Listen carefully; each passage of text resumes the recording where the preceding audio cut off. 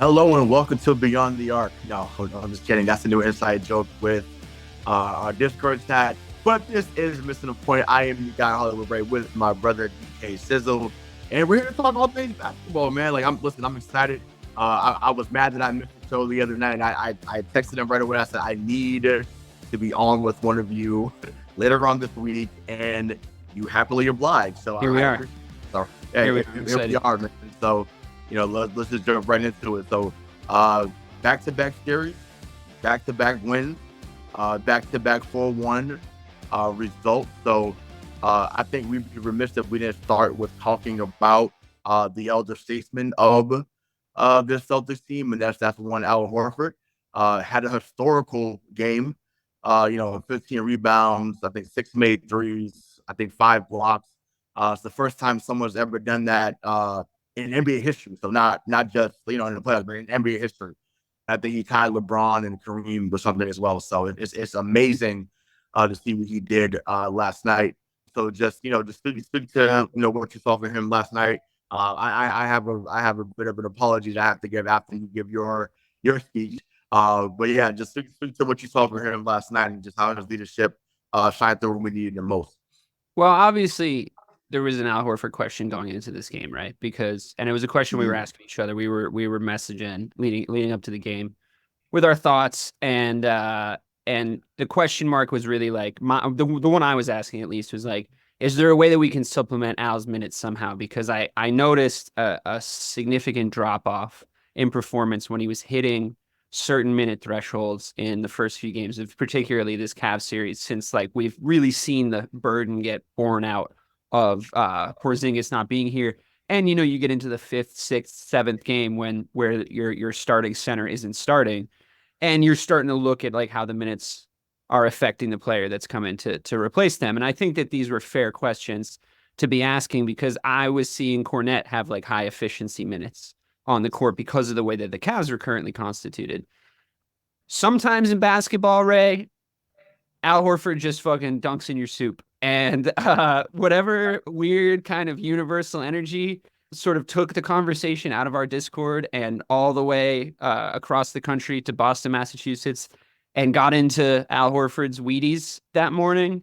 He just absolutely threw all expectation and sort of dismissal maybe of him, borderline, personally.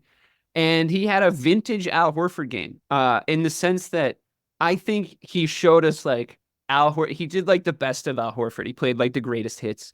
He showed us like young Atlanta Al Horford with the jumping out of bounds and like throwing the ball off the guy. And it's like, wow, that guy for his size is weirdly athletic, and he's wiry and he's long and he's doing all these different things. He was constantly involved. His presence was super felt.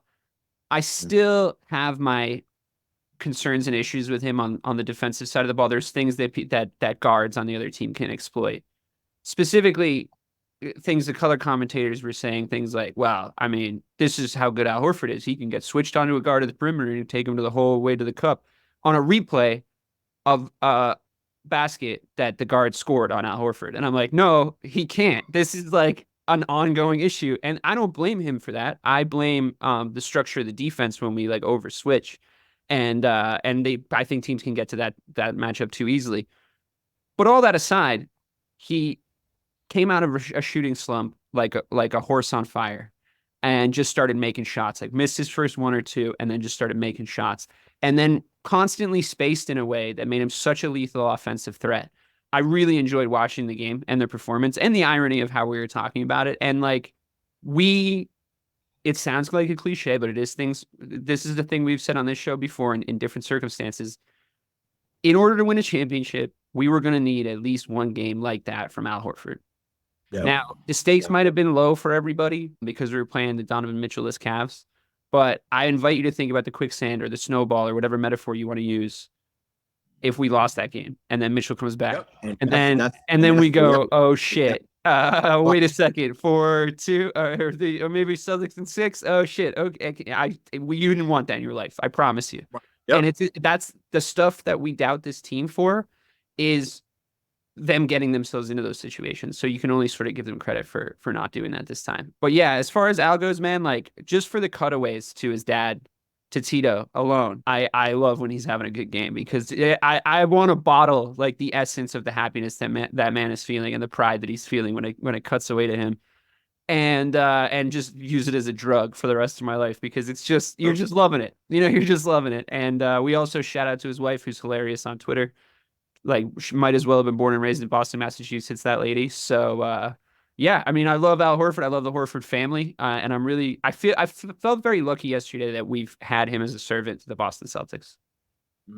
Yeah, no, absolutely. I mean, listen, the apology, once again, and not just for Ted, I was saying we need the backup position to be looked at in the offseason. I want to be clear. I still feel that way. I'm not gonna hedge, as our good buddy Mike was telling me earlier. He's like, you're hedging your bets. No, I'm not hedging. I just think that. Yeah, let's not even think about the offseason though right now. You know what I mean? I know, but I mean that's when something can happen. Like, they can't find a replacement now. Yeah, it seems like obviously Tillman hasn't played, obviously, and we're not going to play Tatum, so it's just really I didn't love all the minutes I saw of Tillman, to be honest with you. I found sure. I mean, he definitely had a subpar couple of subpar outings, but I mean, I hope they give him another chance to redeem himself. I do think in the next series we could use him. Like I said, we'll get into that later on in the show, but. I just think, to me, obviously what we saw last night wasn't sustainable. But what I saw last night reminded me of the game he had a few years ago against Milwaukee, when when Giannis was talking crazy to him and then he went ballistic.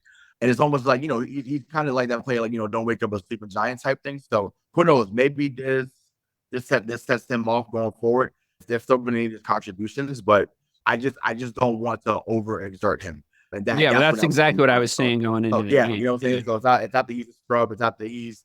That's why I said about addressing the position, because I'm just like, he shouldn't have to play 35, 30, 38 minutes, but he has to in this moment because we don't have, Porzingis. So it is what it is. But he did a phenomenal job as far as him guarding on the perimeter and guarding his 50 guards. If you go north to south on him, you have a shot. If you go east to west, he's going to get to you. And that's that we saw it last night. We've seen it in the past. If you go north to south, you got a shot because you're just going directly to the basket. No, they just take him on runway, though. That's what they do. No, right. But they get him on a runway and it's over. Mm-hmm. The few times that Darius Garland went left to right, meaning east west, like he got there, he got to the shot. So you can't go east west on him. You have to go north south. So that's what Harden was doing a little bit last year. A little bit. A little bit. So that was a Hitchcock movie. That's when it came down to the when it mattered, he was. That's just because he's James Harden, though.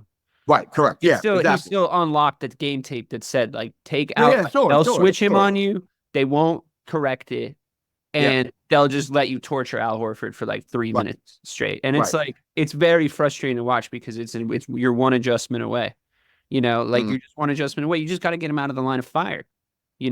Like in a situation like that, I don't even mind Cornette, just because, like, if he can just get to the spot at like roughly the same time, he's long enough. Like, I think he's put in quality. He's put in like legitimately quality minutes. Yeah, in a position, and more than maybe we've expected. But no two bigs at all. Like, not for like a second really out. And I get why, because we don't really have depth at that position, and you need to split up those minutes. I would be interested to see if Porzingis comes back, like a little bit more of that, which we saw at times over the season of Al and Cornette out there at the same time, where Cornette can do a little bit of the body work, just a little bit of the body work that just to help Al out, as kind of his sidekick. Yeah. Well, I think we'll see more of that if they end up facing Indiana. I think because of facing Miles Turner. I don't think we're gonna have to worry about that. Well, no, I'm saying we'll get to that later. Yeah, we'll get to that later. But I'm saying I'm just. If that's the case, once again, we have to say if, because it's not for certain yet. So if it happens, get that. I'm sure Knicks fans feel the same way as you feel. But if we were to face Monster, like I said, I think you would see more of that. More of that lineup. But right now the Knicks are just playing Isaiah Hartenstein, and although he has been a very good piece for them, he is not someone that's going to even do remotely what we saw from Evan Mobley. He's not even going to do what we were just off on Jared Allen. So I'm not really worried about him at that position. He plays hard. He is not someone that's really going to scare anybody up front. So hopefully that's the matchup that we end up seeing. But speaking of someone matching up and sometimes, and that's why I use the operative word, sometimes doing what needs to be done.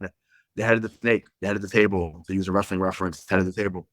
Jayson Tatum, last night, just 25, 10. You've stated on this show numerous times in the last few weeks, and even in our chat, your annoyance with how he's been playing at times. Mike has stated his annoyance with how he's played at times. So just, what did you see from him last night that, you think he can transfer it, going forward? And, do you think he ends up turning the corner?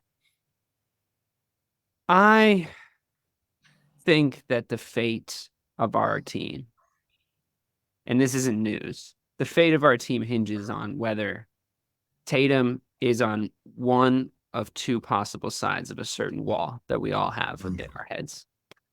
I think that regardless of how many good supporting cast members you have, basketball is a game where like the best guy can win you the series. And he has not been in a situation in the playoffs yet where there's been a guy even remotely close to being able to be the best guy compared to him. And if he gets into a situation with Joker, I don't fancy his chances. I just watch Jokic and he's so good.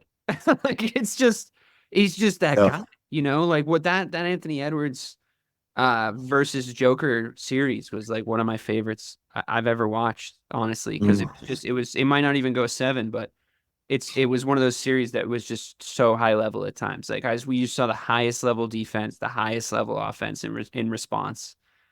And I just have this image in my head of what a 7-game series would look like against them, and it's very Jayson Tatum related. Right. Yeah. No, I mean, listen, I totally get it, and to the point about Denver, I don't want to use the word insurmountable because there's any team is beatable. I want to be clear about that. So scary. They're like B2. If the 16 Warriors can be beat, any team can be beat. So I know, but you have to have LeBron James involved in that. No, sure. But I'm saying like they figured it out, obviously. But it's just like my thing is just how that team was viewed is what I mean. No one. But needless to say, Denver, yes, they finally broke through last year. And truth be told, they have been the Western Conference version of us. And they were very doubted. People forget it. Oh, they were doubted. Yeah, they lost to the Lakers. They lost to Portland. They lost to Golden State. This all happened under the Murray and Jokic regime. And people were wondering when was it going to be their time? And they finally broke through last year. So once again, a lot of that stuff gets resolved once you win. So people forget the struggles before you got to the championship. So I think there's good reason for that. I genuinely believe there's good reason for that. I mean, a lot of people were shitting on Draymond Green on Inside the NBA yesterday in the post. A lot of people were shitting on him because of how he interviewed Tatum, because he kind of did the interview like he played basketball. He was just a little underhanded with the questions that he was asking him. Like he was asking him questions that Tatum really couldn't possibly answer in order to make himself look like a provocateur, which I understand, but at the same time, that's him though. That's who he is. Yeah, like I understand. That's your brand. It's not really my personal cup of tea, but there was a point that he made yesterday about the fact that no one gives a shit. And then he said it to Tatum. He didn't really need to do that. But the fact is, like, nobody really gives a shit if we win round 1, round 2, finals. It doesn't, or Eastern Conference Finals. It doesn't make a difference to anyone anymore because the way that this team has progressed, they've hit each benchmark. Like you want them to skip a few steps, but they've hit each benchmark. They've regressed and then they've progressed. They've progressed and then they've regressed. They've done every step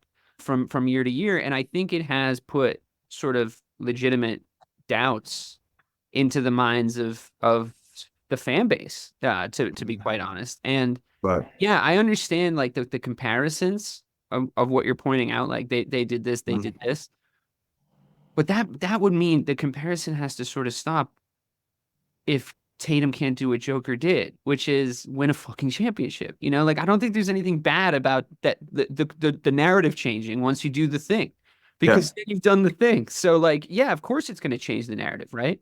Right. I hope that it does, because I like, once again, it's amazing to me what I've seen. I'm just like, yo, like let's once again, let's just see once he gets back there. And yes, I will admittedly say on air right now, we are currently the Philadelphia Eagles of the 2000s right now. That's what we are. Okay. And that's the route you want to go. I can't say Buffalo because we haven't made four straight finals, but we've made, like I said, this is the third straight conference finals, 1-1 in the last two.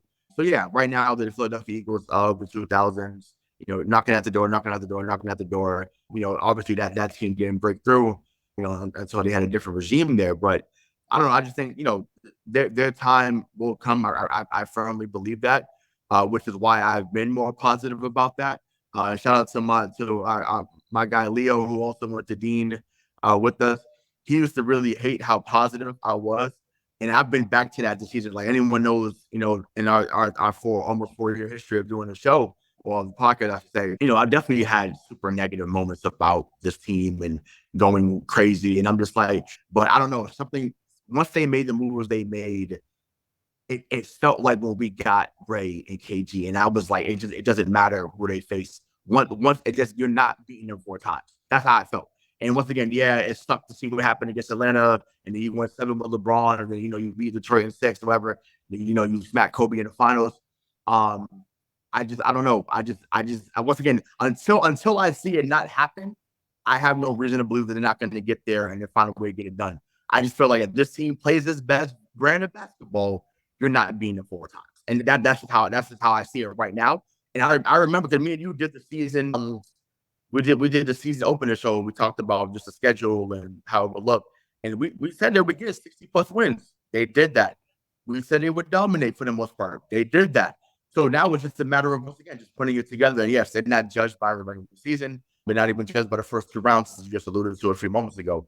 But I don't know. Like I said, there's a certain comments I saw all year, which is why I haven't had a million rants, why I haven't been going crazy in the Discord chat or even other group chats that I'm a part of. Like I don't know. Something feels, it feels different. It just does. Like I said, until they prove me wrong, and I know they have in the past, obviously. I just think, you lose 2 key guys. You lost Rob, you lost Brock, you lost Smart, and you gain a guy with championship experience in Holiday, and obviously Porzingis has something to prove. So I don't know. I just think, to me, it's going to, like JB said, it's going to be hard to beat them 4 times. And like I said, until I see that happen, I have no reason to think that they can't get it done when that matters. With this current iteration, once again, we know what happened in 2022, but half of that starting lineup is gone. I take that point, honestly. I mean, I as you were saying it, it was sort of crystallizing in my head. I do genuinely take that point, because I think what you're essentially saying, correct me if I'm wrong, is we haven't given this. We're beating this current iteration with the stick of previous teams, and it's just not the stick team. It's just not the same. Yeah. And one of the Yeah. most important realities of how it's not the same is it's like 35 to 40% more talented overall. Yeah. Like, and in like Right. in a pretty big way, and in pretty key areas, to a point where they were sort of able to win 60+ games in second gear for most of the season. And I do think that like we're kind of seeing them try to shrug that off, and like they are having trouble getting it out of second from time to time. But when they get to third and when they get to fourth, not to overextend the metaphor, but like when they get to third, when they get to fourth, that those gears look like the best basketball I've seen in Boston since 2008. Yeah.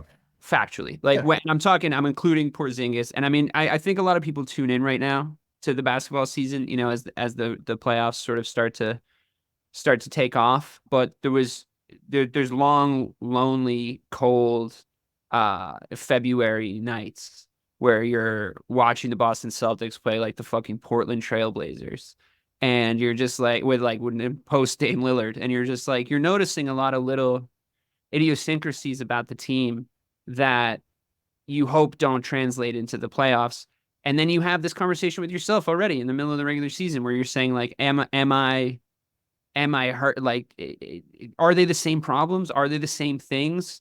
Are we making the same mistakes even though it's new personnel? You know, Right. but there is differences on the other side, and I will take that point completely because the Yeah. top end, we're now a fucking fighter jet.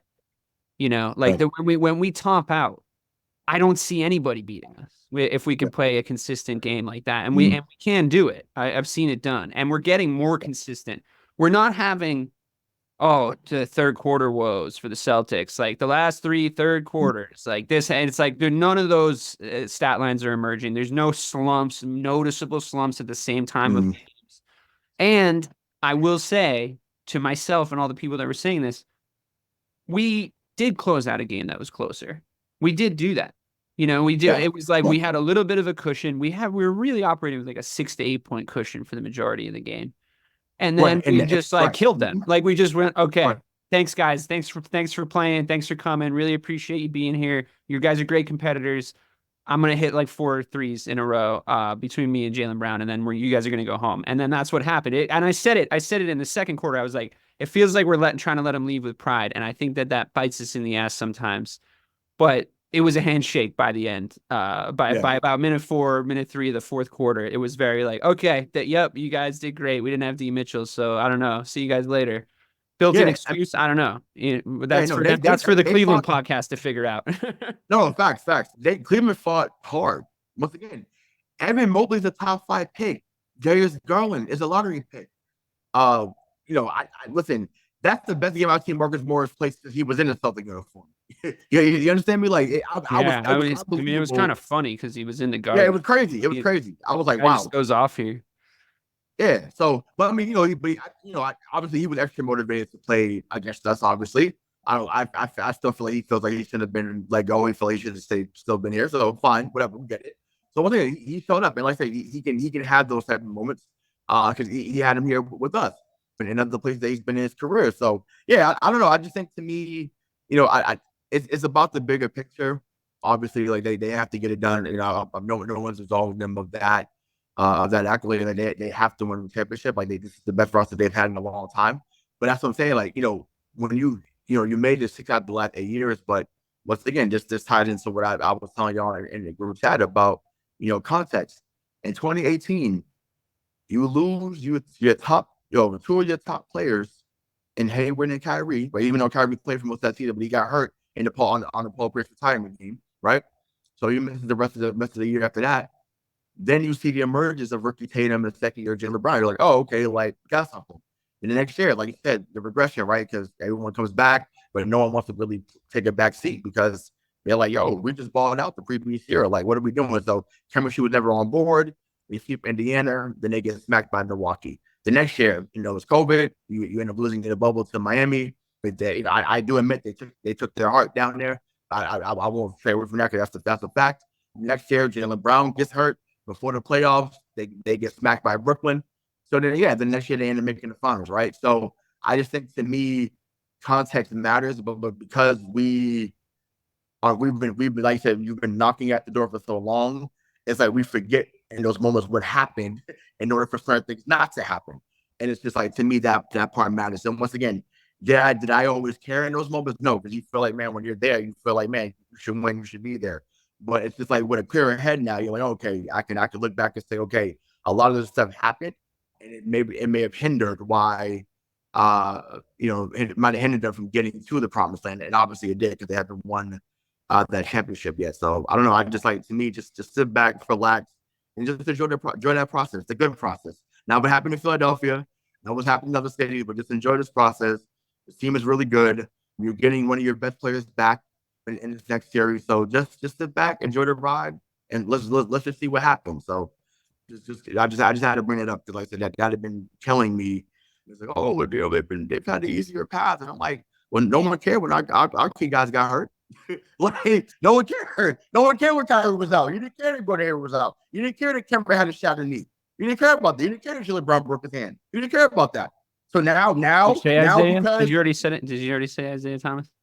Oh yeah, I see as well, right? I see with his hip. So you didn't care about that. So now, because we've handled business, you're mad about that? Get the fuck out of here. Like, yeah, I'm sorry. And Mike, that's I told you I was going to phone with that earlier, man. I'm sorry. That's some bullshit. Like, they've done what they were supposed to do. Just leave it at that. It's okay. Because once again, like you said, Dave, if they went 7, if it went 7 with Miami, or if it went 7 with Cleveland, we would have been on the show going ballistic, and so would other national shows going crazy. They'd have been on their head, and rightfully so. But it's just like it's the lose-lose. Oh, we're supposed to beat them at 5. We'll beat them at 4.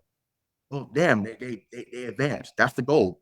Survive and advance. This is not fucking March Madness. Like, survive the series in advance. I don't know. Like I said, I don't want to go on that soapbox. I could go another hour on just that, but I want to get back to the players. Wait, hold on. I gotta respond to 4 things. Yeah, please. I had to let you cook for a while. Thank you. I appreciate that, bro. I appreciate it. You let me have it out. Yes. But I have a couple caveats, just minor caveats.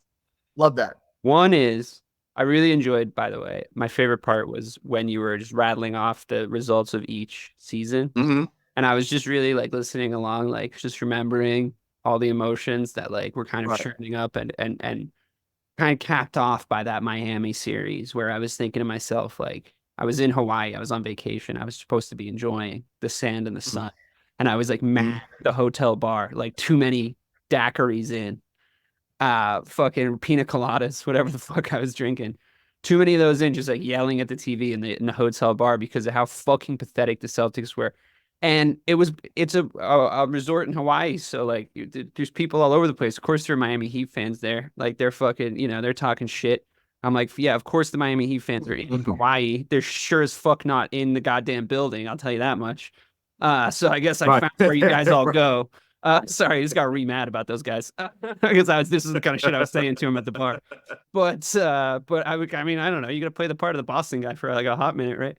But I really loved all that because it's basically explaining exactly what I was trying to say before, which is like they have so many years now gotten close to the promised land and gone really far in the playoffs. And yes, there's mitigating circumstances, injuries notwithstanding.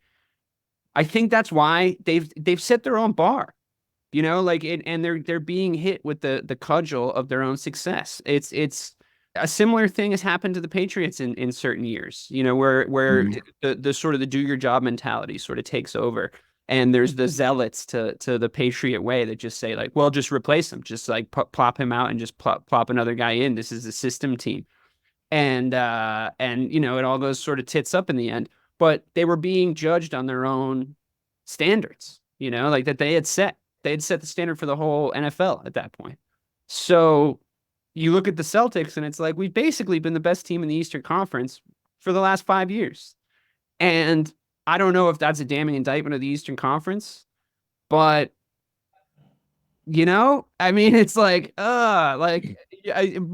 that how bad the Eastern Conference is? Like, it's just going to be the 1 year that like Giannis just goes crazy in every series that like an Eastern Conference team wins the fucking finals. You know what I mean? It's like we need to represent our conference a little bit better. Like, yes, we did go through all that. Yes, all the things in the context of what you were saying is true, but we have to show up this year, right? Like, I mean, it's because of all that. Like, both things can be true, I think. Like, yes, all those things did happen, and like a lot of that shit's not their fault, but that's also doesn't make it any less the fucking circumstances that they're in. And I do believe and I will say this really positively about them, and in agreement with you. I think they understand that. I think they fully understand that. I think they've accepted that. I think, and I think a level of acceptance of that phenomenon that we're talking about was required. Otherwise, they would have had a built-in excuse in their heads to essentially say, well, I mean, you guys hold us to too high of a standard. And Tatum was sort of alluding to that for a second in one of the post-game press conferences. I think it was Cleveland lost. It was. Yeah. He was saying, like, we're expected to just win every game. Yes. Yeah. Yes. Yeah. Yes. I mean, but I'm like, but I mean, once again, and it just, I'm being facetious when I say this, but it's like a 16-0 playoffs. Really? Like, like, what's it? I'm still mad we didn't win 82 regular season games. I fucking, on the prediction show, I said 82-0. I wasn't that far off, but I was far off enough that it fucking annoyed me. No, right? No. Listen, you were fucking stacked, Ray. We're like of No, all the facts, nuances that we just went through. We go through all these nuances and all these different things. And yes, of course, Porzingis is hurt, but we're so stacked that it still shouldn't matter. Like that's just the truth of the situation. We are fucking stacked, and you want to be the underdog. Everybody wants to be the underdog. The scrappy fucking underdog story is just a better narrative. It's a better train to ride. I get it. Being up here fucking sucks, dude. A lot of people can't handle the air because it's fucking thin. But I need the Celtics to be able to. And that's definitely absolutely. I think last year's loss to Miami, I think crystallized, like I said, them accepting what's going on, because obviously to not take them seriously and you get down for y'all, and then you mount that comeback, or almost comeback, I should say, to get it toward Game 7 and they're falling short, unfortunately. But I think that's where it was like, all right, like like whatever, and that's why you saw it, right? We saw it in the offseason. They were there a month in advance, in the facility going off. Like we talked about, it was like, oh, let's go.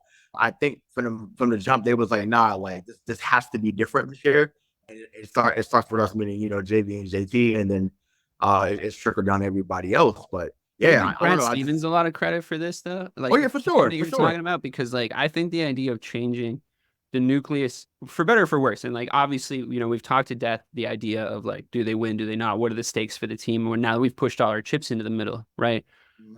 What Brad went all in with, I really like. Given the context of the job that he had going in, I think is really impressive. I think he capped out what he can do, and I think to change the nucleus of the team without changing the nucleus of the team was a masterstroke. And to give the team to essentially the guys that said we'll split it, JB and JT, they sort of agreed to that by the end, right? They said like, it's fine. We can figure it out. Just like we're the two leaders. I'll be this kind of leader. He'll be this kind of leader. Like, let's just do it like that. But they gave Brad Stevens was like, here you guys go. Here's the keys to the car, right? Don't fucking get pulled over. Don't kill anybody. Don't go drag racing at Devil's Canyon, right? And for the most part, I think they've been really consummate professionals, especially with the additional sort of addendum of JB's contract and the sort of albatross that you have to wear with that. I think those two guys have had an immaculate seasons as from a professional basketball player standpoint. And I also think that, to your point, there's a lot to be said to like unwinding the sort of hysteria around Tatum and the standards he's being set against, because it's like, is he a top 3 player? That's the question. Can he be an MVP candidate? That's the question. The question isn't, so you're dealing with like these tiny increments of basketball up at the very, very, very top, because he's not Tyrese fucking Halliburton. You know what I mean? Like he's being talked about in this very exciting time where we don't know who's going to emerge as the best player of that generation. And it's a really, really talented generation, of which he's sort of an elder statesman of now. Like Tatum on down, 26 on down, the NBA is unbelievably exciting. Just unfucking believably exciting. Like there's just so many plot lines and narratives and stories about to emerge. Like the scripts have written themselves, and Silver can just sit back and count his fucking money. I swear to God, it's such a great generation coming in. And I would argue it's already more exciting and like more watchable than the previous one, the KD LeBron generation. I already like a lot of the people in it better. Yeah, I mean it's definitely getting there for sure. And to your point about the standard that Tatum is being held to, I guess what bothers me the most is like he gets spoken about as if he's never ever come through in the playoffs. Once again, if you want to judge him, Game 6 Milwaukee. Right now, if you want to judge him for the 2022 finals, okay, I have no, they lost it. Okay, fine. And there was moments where he came up very small. Absolutely. Yeah. Like that, there's no way to deny that or to mitigate. Cool, fine. He definitely did roll his ankle in Game 7 against Miami. Right, correct. Right, I'm just saying. Right, yeah, we can count that one. I don't think we should count that one. No, right. But I'm saying, but it's just like you see, like you just said it. The 46 in Milwaukee. Even the year they lost to Brooklyn in the first round. The only game they won, the man had 54 in. Like, and then he had 40 the next game. They lost that game, but I'm like, he was the only one out there going at KD, going crazy. Then obviously they sweep Brooklyn the next year. He goes at KD, goes at him. I just always have to call out whenever that series is brought up that is my favorite Jayson Tatum series of all time. And that is the thing though about him. It's a very strange situation. It's a very sort of novel thing that we're seeing sort of emerge right before our eyes. Like he's the ultimate streak trick or treat player, like it's just on these longer sort of streaks where it's really hard to put your finger on who he is, and like when it's the same, it marries to the same question of when you're talking about what the identity of this team is and how it's going to get changed. The narrative is going to get changed if we win a championship. The same will trickle down to Tatum, and because we'll know who he is because he'll have to have shown himself. There's no path, and I agree with you totally. The easiest walk narrative, like, oh, Jimmy Butler, this. Yes, I do expect them to win those games, and I absolutely don't think that we should all. I'm just trying to do crowd control. Like, let's all not start jerking each other off because we're winning these series. Is all I'm saying. But there is a fact that is true, which is he needs to get the fucking job done just as much as the Celtics need to get the job done, right? Absolutely. So I need that Brooklyn version of him. I need that Game 6 in Milwaukee version of him to be who he is because there's just too many examples on the other side. Do you know what I mean? So no, that's fair. I think even when like this season, right? So I remember the game against Minnesota when Minnesota came up here. Minnesota beat them out there in Minnesota in November, but the Minnesota game, I think they're in January, and it was like, that the rumblings of Anthony Edwards being the new face had already started to really, or started to really be out there. And what I saw that night from Tatum was that he said, "Not so fast, y'all forgot who I was." And in that fourth quarter, and so at least in the regular season, it's the best fourth quarter I've ever seen him play in his whole career. He literally scored or assisted on every basket for like at least 5 minutes straight. And I was like, if that's the guy, like I said, we bottle that up or bottle some more of that up in the playoffs, you can rest assured, Eddie Palladino, he's the PA announcer, you can rest assured in June, he'll be saying your 2024 champions are the Boston Celtics. There's no doubt in my mind. Because, I mean, from the shots he was hitting, and everything was in rhythm, right? Like he's a rhythm guy. He's more like a mellow in that regard. Like he's a rhythm guy, but once the rhythm is there, he's hard to stop. Like it's just that's not an opinion. That's a fact. But I think what I've always been asking of him, and I think he showed really legitimate flashes of this in Game 4 and Game 5 against the Cavs. How he gets into that rhythm is my request of him. Like how he decides to get into that rhythm and how he decides to access the game. Right? Because sometimes the way he wants to get involved, the game's not going that way, which is really strange because one of his best rookie qualities, in my opinion, if you can think all the way back now at this point to his rookie year, is how well he let the game come to him. He always just it was one of the things I like the absolute best thing about his game is he was like, oh, you're giving me the layup on this side? Cool, I'll just take it. It was all very natural. He was really natural, around the rim sort of mover. And I think as he sort of tried to develop other facets of his game, and this happens, I think, in any sort of individual sport, is like you just don't sharpen the knives. You can't sharpen all the knives at once, sort of a thing, right? So you have to sort of prioritize like how you make your game most effective, right? Fighters are like this, basketball players are like this. It's a thing where it's like, oh, do I want to be a specialty player? Do I want to be able to do this? And I always, over the years, I was just always a little, and I think you've had these moments too, where I was a little like, I wish you wouldn't focus so much on that aspect of your game. It's not as effective. It's just not as effective. And the fact that he can take 2 steps if he's 1 step inside the 3-point line, he's 2 steps away from like stretching out for a finger roll. You know what I mean? Like, and to me, I'm like, dude, you're so fucking long. And all this team does is switch. Why can't we exploit mismatches on the other side and give Tatum an opportunity to just torture people? And I think that came up on its own against Cleveland. And I think he was sort of like giving into what the game was giving him. And he just went strong under the basket. He lowered his shoulder a bunch. Don't flick your arm out, bud. Lower your shoulder. Like you got to bowl in there, like that's how you don't get that call. And like those little nuances to that game, it's like the more you do it, the better you get at it. And he was like, this is my paint. And it's not the biggest team in the world, but there's guys in there that can scrap. And he was like, this is my paint. I'm taking this. Rebounds got him in there in Game 4. And that's how he dominated that. And I really appreciated that. And I thought that was fucking hustle. That was strength. They weren't cheap and easy rebounds, the most of them. And I think he did it from a scoring perspective. And I love him in the post. And I've been saying this for 3 fucking years. I love him in the fucking post. That he was hitting the step back. Fine. He was hitting it. But that doesn't make it any more efficient or necessary to me personally, because I just don't think it's going to be the same situation when you're facing the likes of Joker. You know, That's just these little nuances. that side step three is unguardable though. And like, well, obviously it has to fall. Falls in That love is with it when it considered doesn't design. fall, though. He falls in love with it when it doesn't. No, fall. true. And I think, see, but you mentioned something a few moments ago. You gave a lot of great points, but what I wanted to focus on was, you saying about them carving out the matchups and going from there. See, for me, I feel like sometimes they get bogged down with hunting the matchup too often, and it takes them out the natural flow of the offense. They definitely right? do that. They definitely do that. Yeah, 100%. and it's like and that to me, and I was, to me, ball And then the movement shot is clocks so run out, right? The fucking by the time they yeah. find their matchups, we're out of time. I know exactly what you're talking. It's so annoying.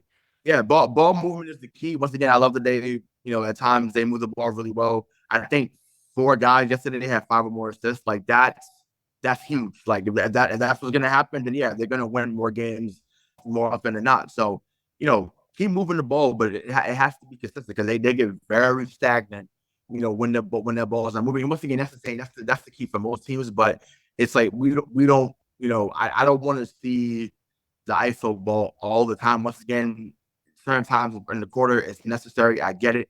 But if you have a big on you that you can get by, do that. Like for instance, we've talked about this before. It's the way they run that ISO game. Like right, exactly. It's they sort of all crowd around the perimeter. It's strangely strange to say, and like they don't use the backcourt at all, and they just sort of they do weird like center mashups or whatever it is, or they try to take guys baseline, and it's like and we talked about this on a previous show. If you just so sorry that this is redundant, but it really does annoy me. If you just did the Paul Pierce ISO with Tatum, like I guarantee you that would work. Like just take him back to the corner, dude. Like back here, right by your coach. Have a little chat with your coach for a second, and then fucking take him to the cup, right? And like I'd say with Tatum, because like just between him and Pierce, like Tatum obviously is superior here. Just on speed and length and athleticism, I'd say he gets there 7 out of 10 times for like a clean layup. Like, I mean, I just don't. And like, or he has playmaking ability once he gets in there and he can find a guy in the perimeter and we can do what we love doing best, which is shoot threes. You know what I mean? Threes, right. No, absolutely. But what I do think, and I think you and I definitely brought this up before, but whatever is relevant to this conversation. There's a play that Antoine Walker and Paul Pierce used to run at, and I don't remember the name of it, but it's basically a high-low action where Antoine Walker would be at the top of the key, and usually there would be a first on Paul, and Paul was 6'7", and they would basically just throw it over the top, and either it would result in a layup for Paul or he get fouled. And to me, that about 5 times a game that should be done. And maybe if you don't want to do it with JB and him, that's fine. You can do it with Al because Al's an excellent passer. You can even do it with KP, and that's what they're missing too. That's another thing. Because people say, "Oh well, you get stacked." Yes, we get that. KP running that high-low action where he does that dribble handoff like Jokic, and he hits you on the run and going to the cup. That they're missing that. That's 3 or 4 easy baskets a game. You know what's really annoying about that? Because he's not out there. You know what's so fucking annoying about that? Because I agree with you so much right now. Because I was saying almost the exact same thing to a friend of mine I watched the Celtics with sometimes. I was like, but I referenced a different play. I referenced the Brad Stevens split the lane really close with a guard and Al Horford play that they used to run, where it was like a high screen. They would both roll. It was like they would both roll to the basket at the same time on either side. And it was, I don't remember the name of the play either, but like Horford would always be closer to the cup, and the guy would always have an option to either just like drop it off the backboard or find Horford, like because they would have a guy between them, but they would be like longer than them. And it's a Brad Stevens play, and it would work all the time. It was a really effective kind of like let's get into our rhythm play. And if fucking Tatum and Porzingis ran that, I swear to God, it would look like vintage. Like, what's the easiest scoring duo tandem you ever saw? Like Shaq and Kobe, or like with Stockton and Malone? Yeah, Shaq and Kobe. But let's keep it in Boston. It would look a lot like how Bird and McHale was. Right. Yeah, they're just so long. They can just go to the hoop. Yeah. Yeah, Kevin McHale was the best post player, and once again, this is not me exaggerating because Charles Barkley said it. Some other guys that played in his era said it. Kevin McHale was the man of 1,000 moves, and I'm not talking Dean Malenko for my wrestling fans out there. Kevin McHale was the man of 1,000 moves, and he would just kill you down low. So yeah, that's basically what they're missing there, and it's like they need Like I said, they need that part of the offense because he unlocked so much. Like that matters. Like people are like, oh, it's like, oh, well, you have enough. No, like it's all about the whole team. It's not just Tatum. It's not just Brown. It's not just Holiday. It's not just like it has to be everybody all together. That's how this team was constructed. It wasn't constructed just to have 4 to 5 out there or 3 to 5 out there. Like when all 5 parts are out there, that's when this team is functioning. That's why when Tatum's playing his best basketball. When he's playing his best basketball, I forget the exact time of the game yesterday, but there was a moment where he had like probably a 30% contested three. And he kind of went up really slow and he just looked to his left and he just dished it off to Jrue Holiday. Yeah. Yeah. And Jrue Holiday just like wet the three, right? Because he had 2 good games in a row. I mean, that just goes without saying. So like that side of Twitter, shut the fuck up, huh? But I mean, let's get into it. I'm glad you brought it up because I was about to talk about him next. So perfect segue. So yeah, I mean, I just think just to your point about sharing the ball, sharing the responsibilities, like that to me, it was like the exact right time to give up your shot because he was shooting well. Like Tatum was shooting well. Like he had just put a couple shots down, and instead of taking the heat check, he just read the game and he just like passed it to Holiday for 100% open look. And that gives you, I'm not a spiritual person, Ray. I don't believe in anything really other than this. You can put a little juju on a ball when you pass it to someone in every single sport. If you're really feeling it, you can like NBA Jam, just put a little like fire into it. And just like just blow a little fucking blow a little magic into it. And like a pass can make a made shot, in my opinion. Absolutely. Like a pass can be so good that you can't miss the shot you take. And I've experienced it in real life. I've gotten passes passed to me where it hits my hands so nicely, it's like I'm not even taking the shot. This is just a continuation of the pass, like, and it's going in the net. And that was one of those. There was just enough like heat on it that he was like, I'm just gonna do this right now. He was just in his flow state. And I want him to play like that all the time because that to me is how you unlock the Jrue Holidays of the world. Is like it's Tatum and Brown's responsibility to get. And Brown, I think plays off Holiday a little bit better. I like when they get involved together. To be honest, I like that tandem a lot. I'm sure you've noticed it as well. They have similar games. They're both like they're similar games, similar frames. Like they're both really good from the mid range. They can run a cool thing when they both get going, and it's a thing I really like watching. It's kind of old school. But they have to get the Jrue Holidays of the world involved because like Holiday will sacrifice for you, but you got to give some back. You know what I mean? Then you got to get going in a couple games and like help them out and get everybody involved. And I think that's an important part of the way this team's structured as well. Just to agree with your point, really.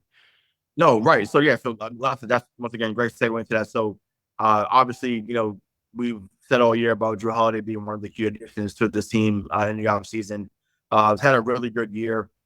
Despite what some of Celtics Twitter or even some international media or even local media has even alluded to. And this series, I feel like he, kind of is welcome to the playoff moment in Boston. What he did on the road in games there four was huge for this team. So just seeing what you saw from him on the road, and even the second half in last night's game, it was recorded this on a Thursday night. Just what do you think unlocked that for him in the second round? And then just kind of what do you expect to see from him going into the conference finals? I just thought he simplified his game offensively. And he just either asked or someone noticed, like, hey, like, just so you guys know, like I'm pretty open on the catch and shoot in like these situations. And like somebody finally started paying attention to that. And he went up with confidence. Like, I don't know if his offense was really going to the point where he should have had the confidence that he had to take the first few shots to start off those 2 games. But they look like Jrue Holiday shots to me, if that makes sense. I know that's like very ethereal like thing to say, but like when he's playing well, his game looks a really specific way. You can tell a really good Jrue Holiday game from a not so good Jrue Holiday game. And the really good ones are really nice to watch. And he's the kind of player that you need on your team to win a championship. And like he just is. Like he has the ability to win you a game of basketball from a very supplemental place on the court. Like really just quietly work in the dark. Sure, he doesn't take the like loudest shots in the world, although a couple of them yesterday were. But he's better because JB's playing really well. He's better because the guy he's standing next to is playing really well. And I think think that's going to help our home presence a lot in these playoffs, because that's something that, people are like, oh, why are you guys 500 at home? Now we're 3-2 or whatever over the last like 2 playoff series. And it's like, well, we didn't have Jrue Holiday. Jrue Holiday is the exact perfect home role player. I know he had a really good away game in this run too, but he's the kind of guy where like it's like, oh shit, like Jrue Holiday's killing him today. That's happening in the Garden, like in the playoffs again. Like it's gonna happen. I maybe multiple times. And I just love those minutes from him. Like they're super high quality. And I think that I don't think he does it as often as Derek White does. Obviously he doesn't. Like it's not even really close as far as like their scoring output. But it does remind me when they go in streaks like that, when Derek White has his hot streaks, they remind me of each other a little bit, because I'm like, you can just go to him or not. Like he's, you can go to him and he'll shoot and he'll probably make it, but he's not like taking up a ton of space, and he'll let the game sort of flow, and like he'll still play make. And then he'll come back a little bit later and he'll be Derek White again, or he'll be Jrue Holiday again. And it's like, I really like the way that they carried themselves in those games. Like to your earlier point about the identity of this team in the playoffs, like being different because of those types of guys. I really like that. I really like Jrue Holiday being like, I'm still Jrue Holiday, just so you guys know, like I'm still better than basically everybody you have on the court right now. In fact, to be honest. Yeah. So, yeah. I wouldn't take one player that played in Game 5 on Cleveland. I don't think. No, I don't think I would over Jrue Holiday. I don't think that I would. Oh no! I mean, once again, he showed he began. Well, I mean, he showed his value all year. But like I said, games 3 and 4 is where, like I said, he gave everyone a nice reminder of like, hey, I'm the guy that's been here before. I'm the guy that's going to be that common presence when you need it. That's going to get a key rebound when you need it. That's going to get a key steal or a key block when you need it, or even a key 3-pointer when you need it. And for me, I remember like this couple of games, especially in the regular season, that stuck out to me with Jrue. I remember the game he had in Sacramento where I'd been clamoring for it in the Discord. I was like, I need to see aggressive Jrue. Like I kept saying it. I was like, it's gonna happen. It was, all right, but I know like it's got to come. It's got to happen. And in that Sacramento game, in that early road trip, I remember him. I think Tatum was out that game because they wanted to rest him. And Holiday, I think he had 22 that night. And I was like, okay, like this is what we need for him. Because he's getting close to that. Watch out. And then I remember even same thing, that Minnesota game too, gets to key steal, finds Tatum on a wide open 3. Damn, ball game, so it's just making the right play at the right time, being that calming presence that he's been throughout his career, whether it's for Philly, New Orleans, obviously in Milwaukee. So yeah, he's been awesome. And like I said, he's been an extension of the coach, and it's like, Missoula was right to give him the keys to the car, essentially, and say, hey, you're the quarterback on defense, even though it's usually the guy that's the big man. I mean, obviously, Al can do that, but Al's not as vocal, I would assume. So, and also, it's a little bit of a plug and play from when we had Marcus. It's they kind of correct. Yeah, exactly. To like listen to a guard from like those setup positions, and like I thought Jrue did a good job of learning how to look behind him, in those situations, and like just setting everybody up. Like he's really good. Our transition defense is really good when he's on the floor for that reason. So yes, yep. And I think like I said, that's obviously something they're going to have to continue to have, regardless of when they play. Especially they play Indiana. I know that you said that Indiana's not going to be out there. Indiana likes to run up and down like we do, so that would be that would have to be a point of emphasis for sure. We're on a collision course with New York City. So, but yeah, it's happening. Once again, definitely. Listen, I want to be clear, and I said it on the last show that you and I was on. The sports is better in general when big market teams are in the marquee matches. I can feel it in the air. I can feel it in the air. Coming. So that's where we are. So, and honestly, quite frankly, crazy. Just bring them to me at this point. If I had sacrificial lamb, like bring them to me. I want to see Derek Brunson. I want to see him, because honestly, like our best players aren't going to be guarding him. So like, let's see what he does when like he has Holiday and White guarding him. I don't think he's going to do as good as he's been doing. So I don't know. We'll see, I guess. But unless they listen to us and they say Brown and Tatum, take them. If their injuries, if OG's not back and their injuries are still at the level that they are, you could literally throw a 2-man defensive Tatum. Well, OG with his I think he hurt his hamstring. Like that's always going to be a lingering injury, especially with that not being able to heal it the way it needs to be healed, because it is a slight tear of that muscle.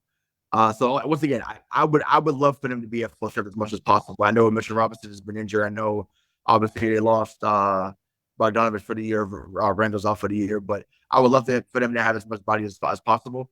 And Oh shout out no, to I my want boy. them at their biggest and their baddest as Oh yeah, heroes for sure. No, of course. and yeah, and shout out to my boy Clyde because he brought this up in the show. He was like, New York would make us have to work and have to execute. Like, and the more reps I feel like they get that, the better off they would be for Agreed. a finals matchup. So, shout out to Clyde for bringing it up. I think that's it's huge. So I'm hoping that's what they get because once again you need that. And then once again, it's not always going to look pretty. It's not supposed to be a 20-point win every time in the playoffs. And that's what Tatum was alluding to. I think I sense some sarcasm in that press conference, but I know some people took it another way, and that's fine. But I just like, yeah, you're not supposed to win by 20 every time. Like that's not No, I know. you're gonna no, I know, but we know that. But I'm saying like folks that expect their 20-point wins, I'm just like that's insane.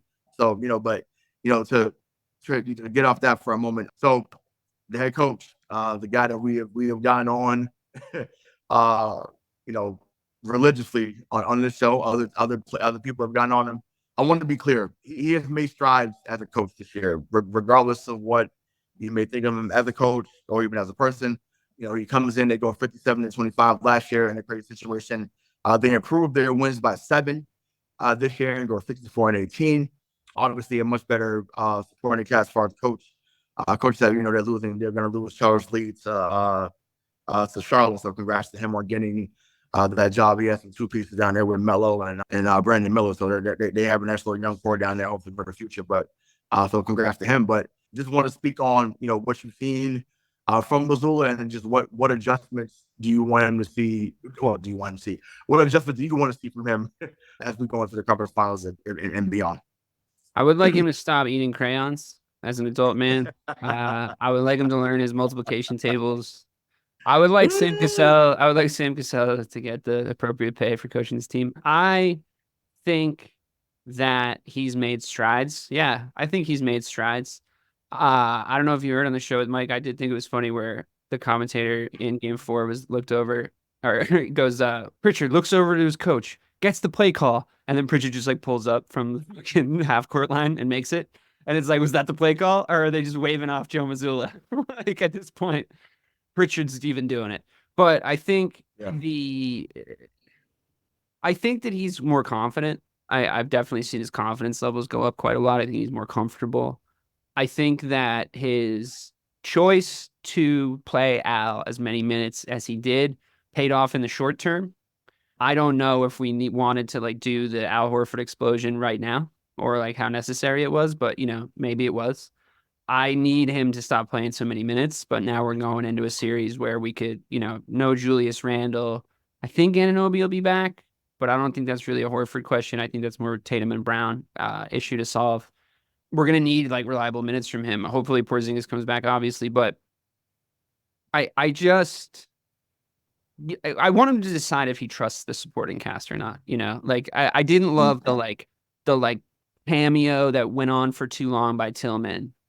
And then we never saw him again. It's like, okay, so like you were just trying that shit out like in real time in the playoffs. Like, I don't know. Like if that's the case, then maybe he should have played 4 minutes. You know what I mean? Like, I don't know if he should have played like 14 minutes. Like I watched him fucking play and I was complaining about that on the night. And it's like, I know that he's learning on the job and I know that he's getting better, but he still doesn't call timeouts when I want him to. You know what I mean? It's like, there's still times where I'm like, Joe, come on, bro. But this team's so good that we're actually more likely to be able to play through situations like that. I just wish we didn't have to because there's just so many obvious situations where it's like, just call a fucking timeout, dude. Give him a break. Just give him a breather. Change the matchups around. Like, just don't like stop the bleeding. It's not a big deal. It's, I don't know if you're much of a history buff, but when the Germans were on the Russian front lines and they were getting cold and dying deep into the Russian winter, because they didn't bring any coats, which seems like not great war strategy right off the bat. But additionally, they would go fight a bunch of Russians, and then like they would call up Central Command. And Hitler had lost his mind so much by that point to like taking fucking methamphetamine and like having maybe tuberculosis or not tuberculosis. What's the one that makes your multiple sclerosis? all this being true, like he had just lost his mind and fired all his best generals. So they would be like, hey, I just think we need to do like a smart retreat. Because if we just go back behind these trees back here, then we won't be shot at while we kind of like tend to the wounded and like try to get warm. And Hitler was like, Germans don't retreat, fight through. And then what happens is Germany loses World War II. So there is something, I mean, I skipped some stuff, but there is. I can get a headline right now. Joe Mazzulla equals Hitler. I'm not comparing him to Hitler. I'm not comparing him to Hitler. Quite. I'm not quite comparing him to Hitler on a moral level. But as a strategist, I find them both deficient in the same way because there's times where it's okay to just like do a calculated retreat, and that's just how you win a war. You just need to be smart. So there's to sum up, there's things about him that really piss me off still. But he's definitely a lot better than he was last year. No doubt. Yeah, no, share most of that sentiment. I just think that I miss Ime. Yeah, a lot of people still do. I just think for me, the timeouts aren't as big of an issue for me as they were last season. I think for me, it's the rotation thing. And see, my thing is, if Tatum, Brown, actually really whoever's out there is cooking, and you're like, okay, I got to get them a breather. Like, that's what the TV timeout is for. That's what, obviously, certain timeouts they have to use before they lose it. So that's why you'll see them call a timeout for 3 minutes left, because if they don't use it by then they don't get to keep it. So that may happen. But, in the same breath, it's like, yo, I've seen, and I get it. These are professional players, so they're supposed to be able to rev it back up. But I've seen Tatum go ballistic in the first quarter and get playoff, exact wrong time. And then he gets taken out, and it's just like, what are we doing? Like, and once again, I'm not saying go to Tibbs route where guys are playing 45 minutes. I'm not saying if the game was 70 minutes, Tibbs is playing 70 minutes. Yeah, exactly. So it's like, I'm not saying go that route all the time, because obviously, you have to preserve something. But it's just like, yo, like, if a guy is on fire, let them cook. It's that simple. Like, I don't feel like it's a game on February 10th. That's a problem. That's my only issue with him. I'm like, yo, bro, like, or not only issue, but that's my biggest issue. It's like, yo, like, let your players go off. If Tatum has 14, I'm like, yo, let him get 20 in the first. Like, who cares? Like, just let him keep going. And if you want to take him out in the beginning of the second, and then he'll come back around the 7-minute mark, fine, do so. But you don't have to switch up the sub patterns because you're down KP or you want them to match up with whoever. Like, yo, like, I miss what Ime and even Brad used to do. They used to take Tatum out early and then let him cook against the second unit. And that's where some of his best games were happening, because they were setting him up to be in certain spots to be successful. So that's what I'm looking for. Like, be better with the rotations. Obviously, be better with the timeouts. And once again, more times than not, you should be successful. But it's just a matter of working through those and navigating those challenges when they arise. But either way, you guys gotten better. But to your point specifically about that, I agree with you. I was just saying something recently, but in the reverse. I was talking to a friend of mine about the New York Knicks versus the Boston Celtics in the inevitable next round of the playoffs in the Eastern Conference. Mm-hmm. And I was asking for Joe to do a thing that I've seen Doc Rivers do, I've seen Pat Riley do, like I've Spoelstra likes to do. I did it during like the LeBron era, which is defensively, you do what you said, which is you say, Jaylen Brown, you're guarding Brunson, that's your matchup. But you also just mimic Brunson's minutes with Brown to get in his head. And you wind Jaylen Brown up like a fucking Tasmanian devil, like a fucking wind-up toy. And you have him sit there and fucking stare at Brunson when they're in the fucking huddles. And when they're like talking about shit, just fucking look at him. And every time Brunson comes off the floor, Brown comes off the floor. And every time Brunson goes on the floor, Brown goes on the floor. And you just have him haunt his fucking dreams as a defensive matchup. And you can rotate players like that. And it is really effective because, A1, you're letting the other team just dictate your sports science with your guy. Because it's like, he's going to get enough rest because that's their star, right? So they're going to rest him at key moments. So, like, it doesn't matter. We don't even have to think about that. They're just going to do our substitutions for us. And Brown needs to just be like, you just go be like the worst person this guy's ever interacted with in his entire life. If you guys have had previous interactions, all the better. If he thinks you're already a nice guy, I'm already more excited about that because he's going to get hit with a really insane switch up where you're just not nice to him for 4 games, because that's how long it should take if you do what I'm saying. For 4 straight games, and you just haunt him. You just run around the court after him. You never switch. You run around every fucking screen. And that's what Jaylen Brown's doing. In fact, I would paint Jaylen Brown a picture of a beautiful stat line, like one of the best stat lines in history that people are going to be able to recall the game because of it, right? Where he has no points, no assists, 4 blocks, 4 steals, and 10 rebounds, right? Like that's, to me, and Jalen Brunson has just like with something garbage, like 8 points, like 0 assists, like those are the 2 box scores that you're looking at. And you go, that was a beautiful fucking game of basketball played by Jaylen Brown. And don't forget to let Brunson out of your pocket before you leave the arena that night, because that's where he lives now, and I can see it. But ever since you said it, ever since, this is all your idea, I'm just expanding on it. And I've seen there's matchups. There's matchups I've seen this happen where you take a guy that should be too good, right? It's always that ingredient. It's a guy that should be too good offensively for you to be making him put in this defensive performance, but it just fucking rattles the offense of the other team, Right. And it's the exact same thing you were saying about the offensive side of the ball and the matchups and letting them go off and letting them do this and whatever.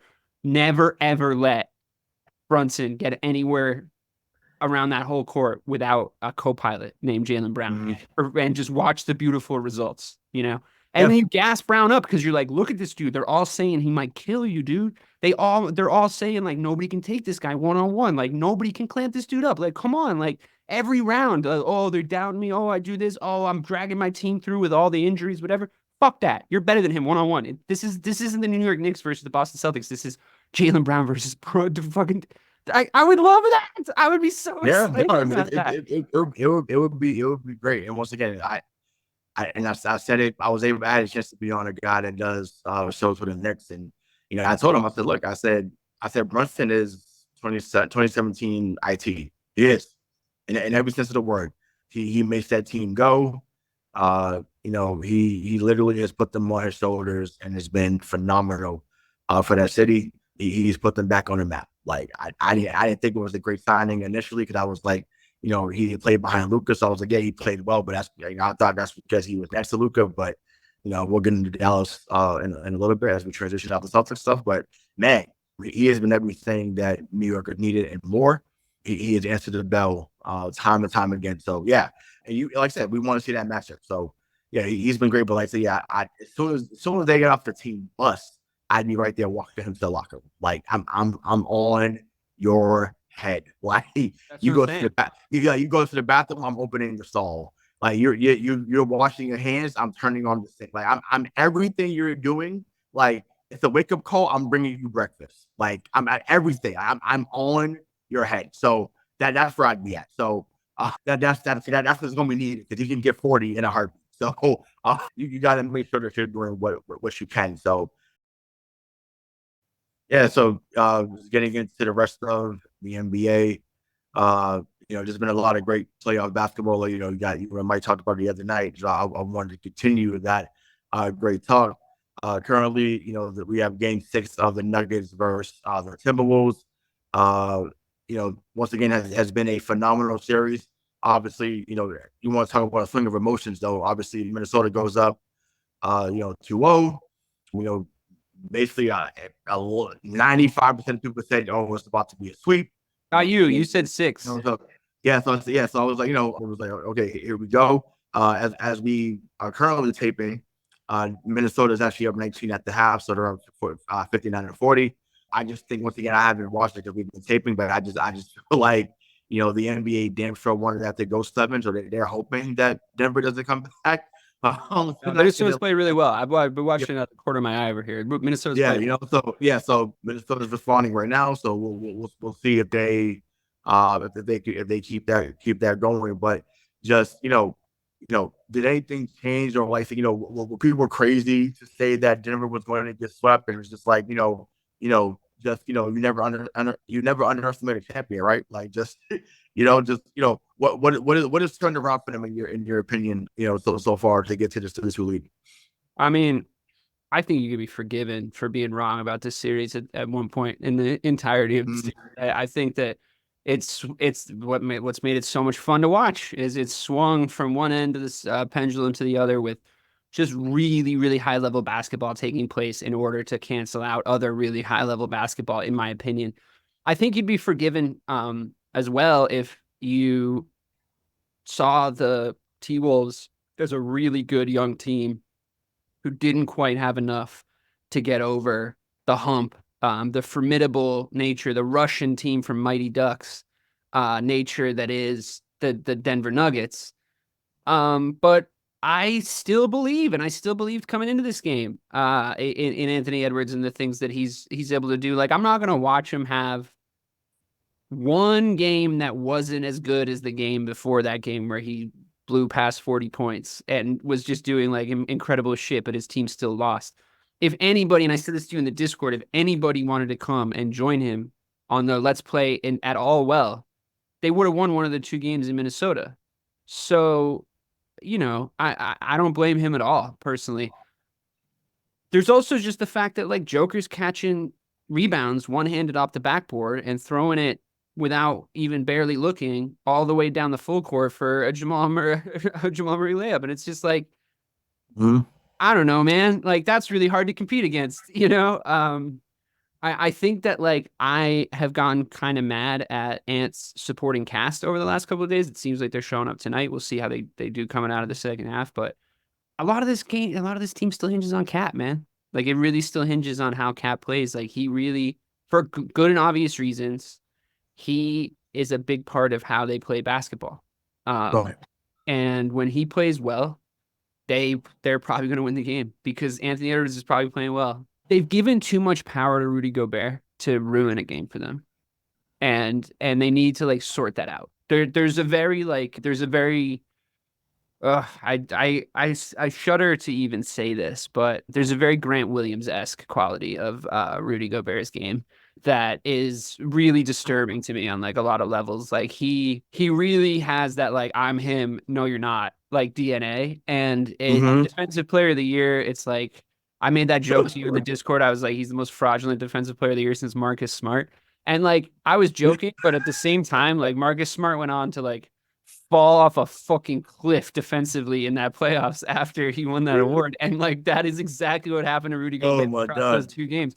Now, when they play great defense, he's like, you know, he's a big part of why they play great defense. They're actively really long under the basket. They're always trying to get the ball. And I think in a playoff sense, it's a little naive sometimes because they are really dependent on how the ref whistles the game. I think we can agree on that. And I don't think that they're at the level where like Anthony Edwards is getting the calls that he might be getting in like maybe next year or in a few years that would change the game. Because I'm seeing 8 to 12 LeBron James foul shots in his game that are not getting whistled. And I know people do not like to hear that. You and I can talk about this because like you're a man of distinction. You're a gentleman of culture. You understand that this is just a reality in the game of basketball. And I'm okay with it personally. I'm all right with it because there's probably a little bit of a lean on like, I doubt he didn't get you.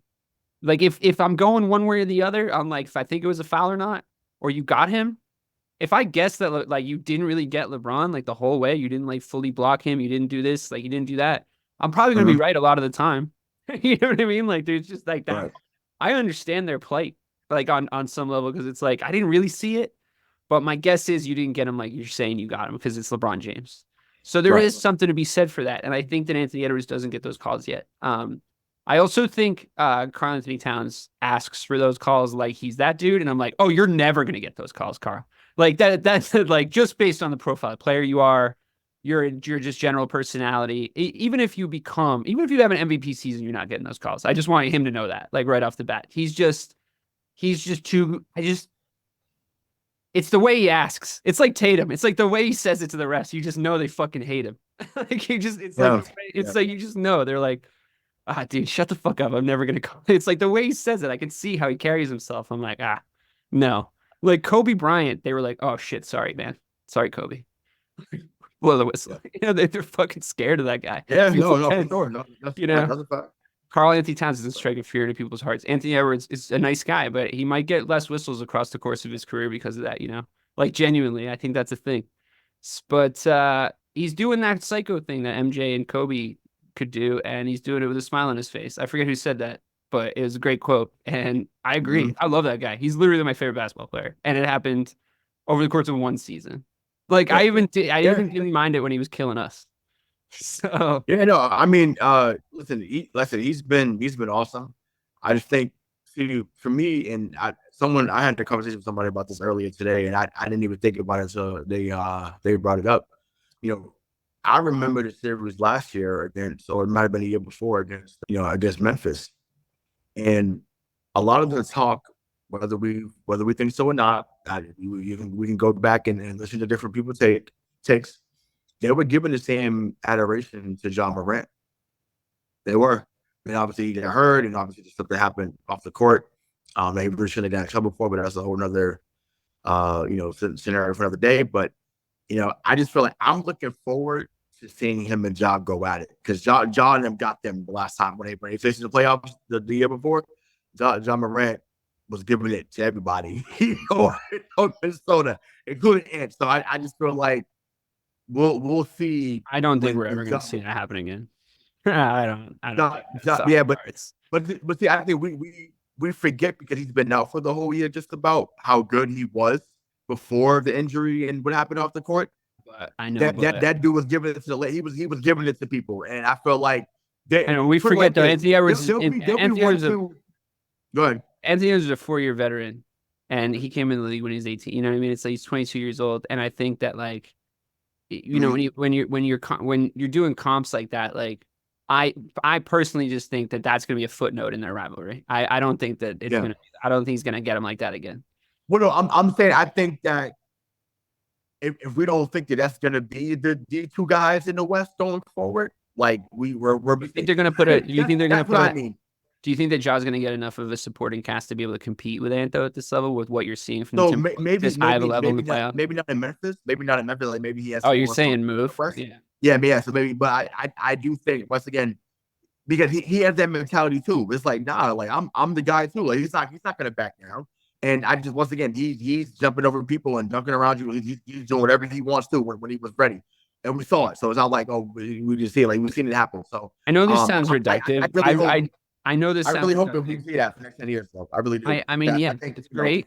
I love it, and the more rivalries, the better. But like, that shot that we keep seeing in the playoff promos where it's just Ant has just hit a shot on KD and he's running backward down the court. And it's in this last series, this Suns series. I think it was Game 4 of the sweep. And he's like talking shit to Kevin Durant, but he's like smiling, like big wide smile at him, just like but talking shit, And they've done all these cool edits of like him being like, I love Kevin Durant. He's my favorite player. That guy's fucking awesome. Like this, that, the other. Like, he's so great. And then just a cut of him just murdering KD. And like just their team dying. Like like a quick and painless death, honestly. Same like Tatum did to him, honestly. It was very similar. Like the way that like, except I think Tatum like obviously defended him in a completely different way. But point being, there's already so many like iconic shots. And Ja, I mean, I think he's casting himself as the villain. He's the heel, Like if Anthony Edwards is my Bret the Hitman Hart, like stay in school, kids, then like I would love for John Morant to be his Shawn Michaels. That would be great. If that's the case, like we're good for the next 10 years. Easily. Oh, amazing. Easily. Easily, if that's the case. I'm going to be such a fan of the Western Conference if that happens. Like, I'm going to be they're Western Conference nerd. Yeah, they're going to see each other. As long as both stay healthy and both stay in the same conference, like they're going to see each other. And then, like, to me, let's see, obviously, we didn't talk about SGA. We could talk about the Dallas series next, but it's like, you got SGA, obviously, you have Luka, you have even in Sacramento, for let's just say you got guys like De'Aaron Fox. Like there's so many guards in the West that are just supremely talented. And it's just like, every year a lot of things have to go right for your team to be successful. So whether it's health, whether it's guys taking a leap, guys being better defenders, you name it, right? So that's what happened this year for Minnesota. Like they took advantage of everything that was around them. Anthony Edwards got better because Alexander Walker got better. Naz Reid, who I wanted here in Boston before he signed that deal. He's gotten better. So a lot of things went right for them. and they would do obviously right because I think this was like their first playoff series they Dan's won. going fucking crazy right now. Just so you Fun know. for you. So yeah, no, I bet that it is. I see the crowd going crazy. So He looks yeah, ice cold right now. To me, like his fucking face is just like just yeah, murderous. It's so cool to watch. yeah. I cause I remember even last year when they lost in 5, I remember him saying he was like Denver may win this series, they're not sweeping us. And I remember him going ballistic in that game 4 last year to keep the series alive. Granted, they lost it, they ended up losing in the 5th game, but he was just like, we may lose, but yeah, you're not sweeping us. So I love the mentality there. Obviously, they need to maintain it now, obviously, because Denver could come back in a blink of an eye. But that game's not over. I don't know what the score is, but again, that game's not over. So It's looking like it's teetering on over.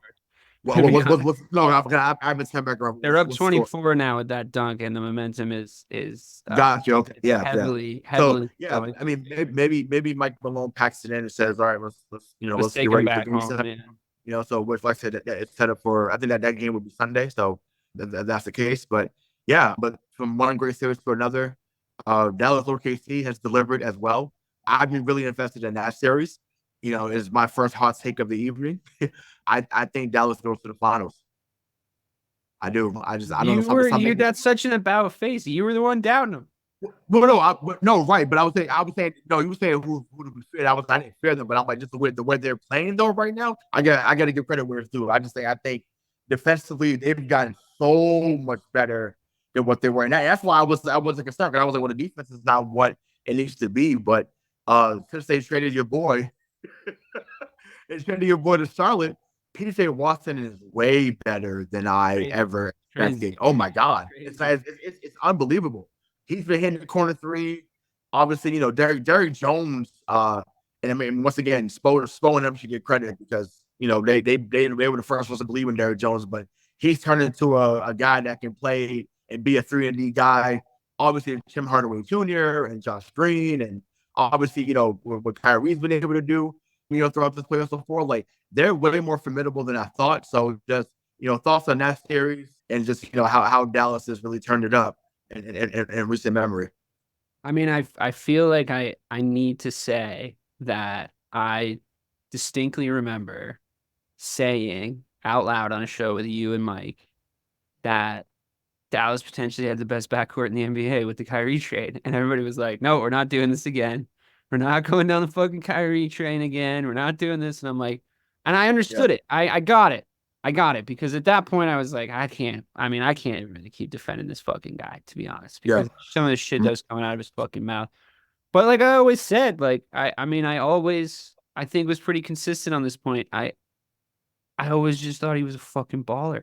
I just, and it all sort of seems to sort of come back to the mean, come back to the average, like with players like him, where it's just like, I don't know, like for the first time, he just put his head down and played basketball, and he seems to have respect for the coach, and he seems to have respect for the other best guy on the team. He seems to think like Luka Doncic is at my level, so I'll play with him because we can be really great together. And I thought, just like it was always true when he was playing his best basketball in previous iterations, notably Cleveland and Boston, before all of the things happen that we talk about all the time. Mm-hmm. I think that he's always been able to facilitate a lot, and he can really score at key times, and he makes really good decisions. But there's ways to slow Kyrie Irving down if it's like just Kyrie Irving, if he's carrying like all the load because of his size and because of like the way that his game works. It's like you can sort of bully him inside. You can do it. You remember LeBron was the one who sort of figured out how to guard Rondo from like scoring. Like Rondo went from looking like he might potentially be one of the best like go to the hoop scorers of all time to like LeBron James just being like, no. You just go up there at the same time and swat him into fucking oblivion is what you do because they're all layups and they all have a ton of air underneath them.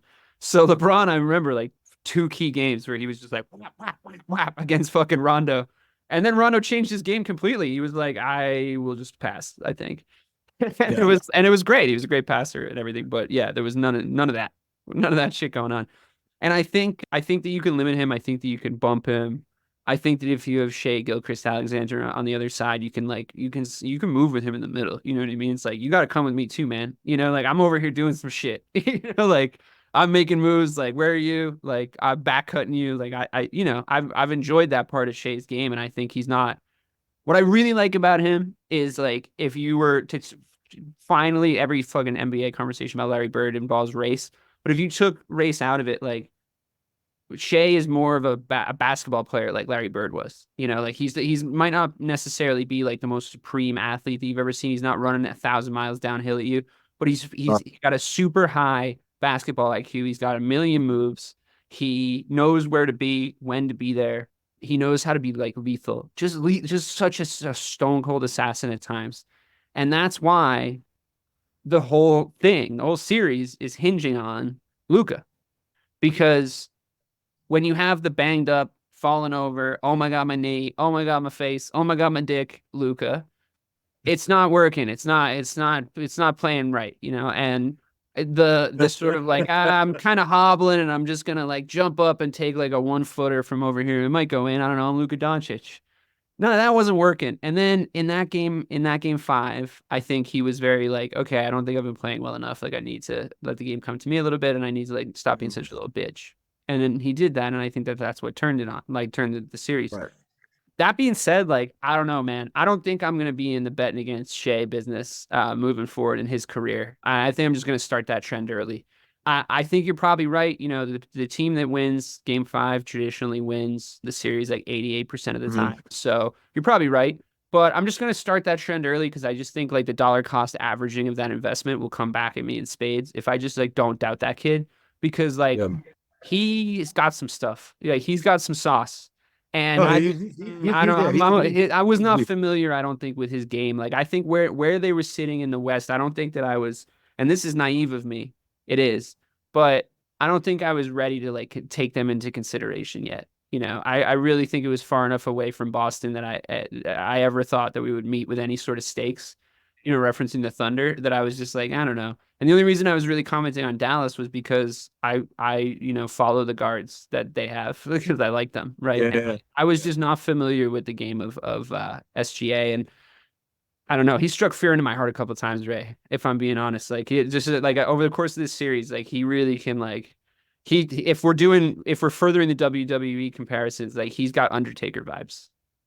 Like that's what he's. I Yeah, think. I mean, yeah, I think we talked about the last time we was on the show together. Like, I mean, I'm a big fan of his game. I know, like I said, obviously, Ant's getting their love and Luka's getting love, but yeah, SGA is the problem. And like I said, he is what a lot of people thought was the consensus MVP. A So lot of he's got to, people, a lot yeah, of people seem to think yeah. So he's got to respond, in game 6, regardless. So win or lose, he's got to respond. So either you got to be the reason why they win, but you can't be the reason why they lose. So that's kind of where it's at. But again, Chet Holmgren has been a really good pickup. Obviously the both Jalen Williams is really good. Lou Dort has been really good in the series as well. So yeah, I'm like I said, their pieces have finally come together after having a million first round picks. They still have a million first round picks left to go. So I'm sure they're hitting some more picks. Sam Presti has always done a really good job, with getting those picks. And because they are a small market, they've always done well with developing their talent, so to speak. So yeah, they'll be a staple in the West for years to come. Health aside. So yeah, I mean, like I said, they've been awesome. The Western Conference playoffs in general has been awesome. The whole playoffs in general have been awesome, but definitely the better matches have been in the West. But I know before we get out of here, there was a couple of things you wanted to touch on. So the floor is yours, sir. I just wanted to say I hope that we don't lose inside the NBA because I think it's a really good show. I think that making a good studio show is difficult, and you can measure that level of difficulty by how few of them there actually are.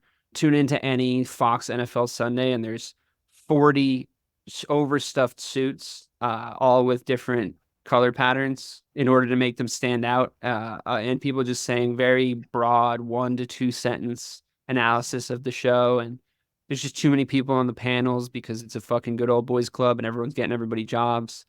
and it's just overstuffed and it needs a reset. Apparently, Brady's coming in now. I didn't think Greg Olson was such a bad sports figure, to be honest, but I don't know how good Brady's going to be because he's already weird looking. So, I don't, it's going to be like a little bit of a Collinsworth situation as we watch his face like degrade into like old clay as the fucking surgeries start to wander to their own corners of his face map. Watch it happen. It's gonna get weirder and weirder. He's gonna look like a monster by the time he's older, and he's gonna live forever because he's like fucking drinking fucking demon blood or whatever he's doing. So, all that being said, I really enjoy Inside the NBA as a studio show. I think it'll be fine. Like they should definitely just like release them off from their contracts and let them go to NBC or wherever the NBA is going. But I would like to also say like a big like I will not miss you at all to TNT, and they're just like never having a good app to watch the NBA on. Just like they're just having generally terrible reliability and coverage, just bad like messaging and advertising, terrible channel. The Turner Broadcasting Network can all like eat a dick, and just their whole family of broadcasters can just absolutely eat a dick, unless of course they want to give us our own show, in which case I'm Papa Turner. And just present those nuts to me. I will gargle them. But in the words of Jayson Brown, where you at, Ted? Yeah, where you at, Ted? I'll delete this. I'll deny I ever said it. I'll say it was AI. I'll say it was AI. Right, exactly. It's the newest publicist excuse. But anyway, I hope that they don't break that show up, and I hope they're able to carbon copy it wherever the NBA contract goes. That is my main concern.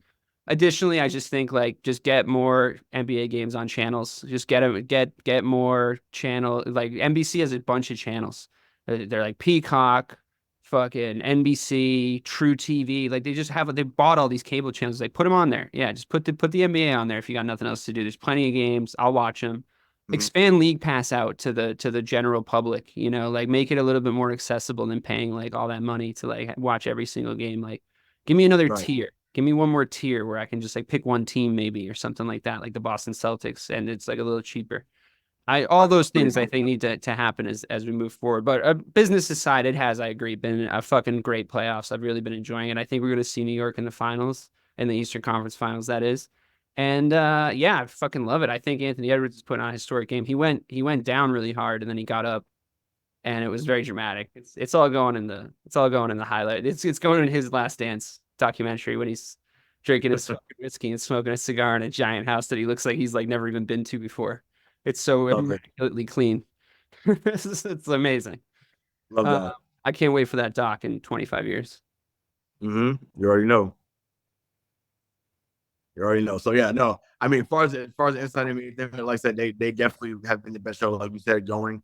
There's a reason why they've been doing it for a number of years. So even when it was just Ernie and Kenny and Ernie and Chuck, like Peter Vesey from back in the day was on there, who used to be on NBA on NBC as well. So Pat Grocery was with the Philadelphia 76ers back in the day. So they've had a really great run with whoever they put in there.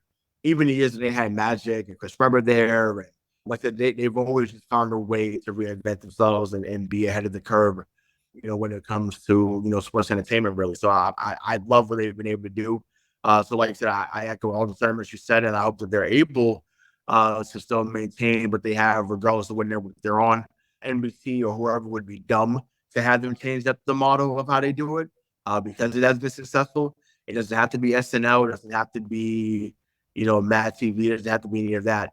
But, like I said, they have their own flavor. Let them do what they're going to do. And Ernie steers the boat. So if they ever did get out of hand, Ernie knows how to pull all three of them back into into it. So that they'll be just fine. So, and just like that, MCP will always be fine as well. So for DK Sizzle, I'm Hollywood Ray and D.K. Until next time, we'll see you.